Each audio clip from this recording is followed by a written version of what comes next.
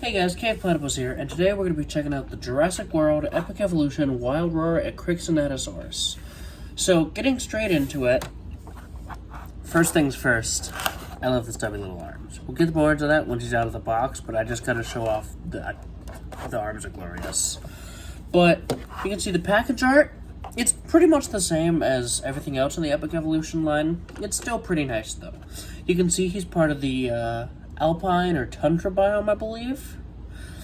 Which makes sense considering the paint deco. He's kind of this, like, grayish, like, brown almost, with kind of striping.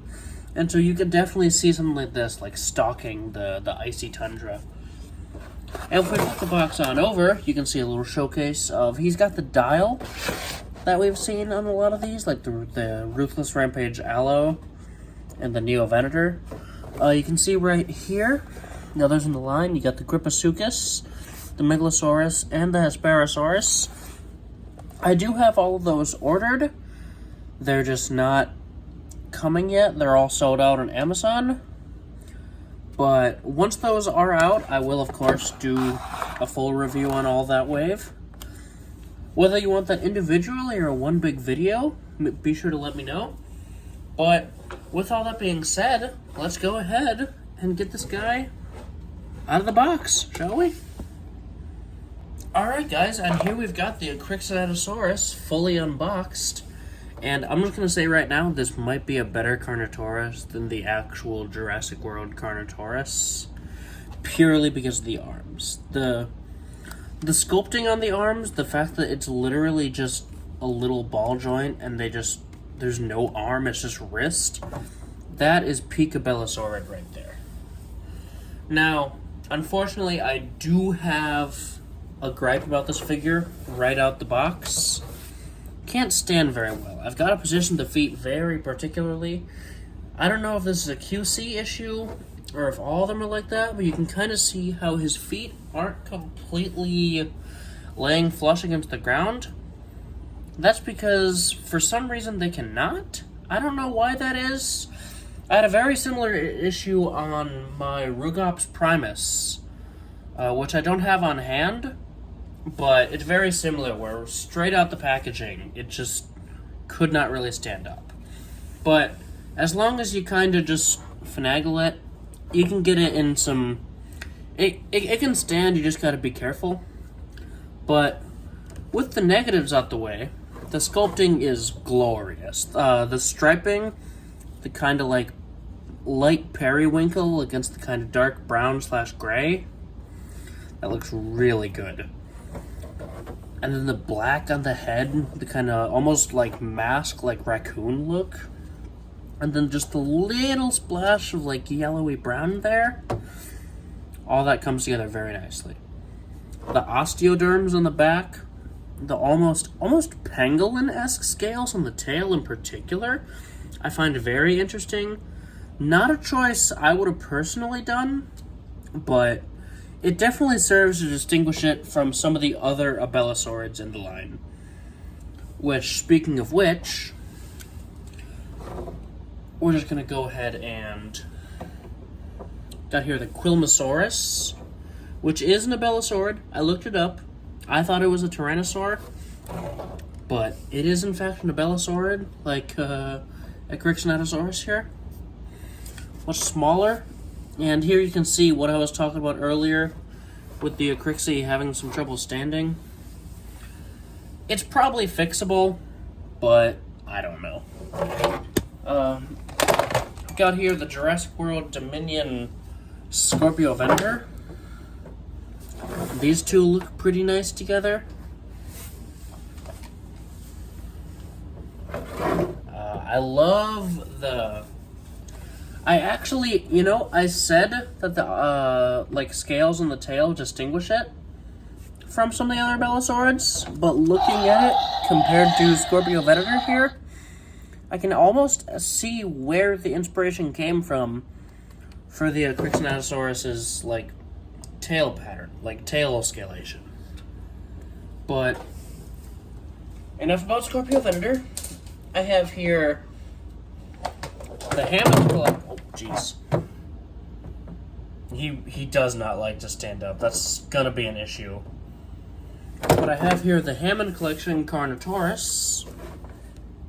I think this is where scale kind of loses all sense of meaning. Oh wait, I may have to take back everything I said about the Ekrixi.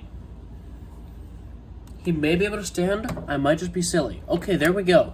So, correction. He can stand. It's just that his legs are on a joint where they can splay out a little bit. But that was incredibly tight straight out the box. So, if you, like me, have trouble getting it to stand right out the box, just take note of that. Just kind of loosen him up a bit, kind of pull him in and out a bit. Then he'll be standing just fine. That's a lot better, actually. But anyway, here's him next to the Carnotaurus. Carter doesn't want to stand now. Yeah, this is this scale is not great. The Jurassic World Carnotaurus is hilariously oversized, though, so it'll probably be okay. We've got my last review, the Ruthless Rampage Abelisaurid. This guy dwarfs the Ekrixi here. Though, I might prefer Ekrixi's sculpting a bit more. I just think that he really looks good. Really looks good. For a human size comparison, we've of course got our usual buddy here, JP3 Alan Grant. And this, perfect scaling. This is exactly what I want to see. Please more of this, Mattel. Where they look just like this is pretty much what it would look like in real life with a Ekrixinatosaurus, that's Carnotaurus, that's Scorpio Venator, next to a human being of Alan Grant's stature. But with size comparisons out of the way, let's talk about posability. We've got here the arms, of course, as I talked about, in their little giant. The legs can go forward. If you move the arm out of the way, the legs can do a full 360. That's actually pretty nice. And as I literally just found out mid-review, they can go in and out just a wee bit, just to aid in stability. The tail, of course, can do the standard full 360 because of the way it's attached. Because the tail does come disassembled, as you probably saw during the package-in section. But, yeah.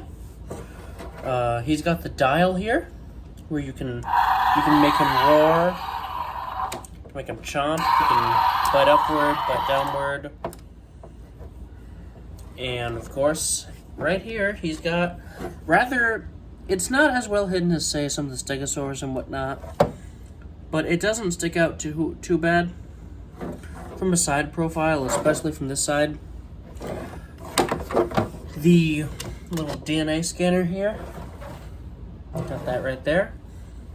But with all that being said, I rate the Ekrixi probably a solid 8 out of 10. And that's probably all there is to say. So if you liked this, be sure to like, comment, subscribe. Tell me what you want to see in the next video. And I'll see you all next time. Have a good night.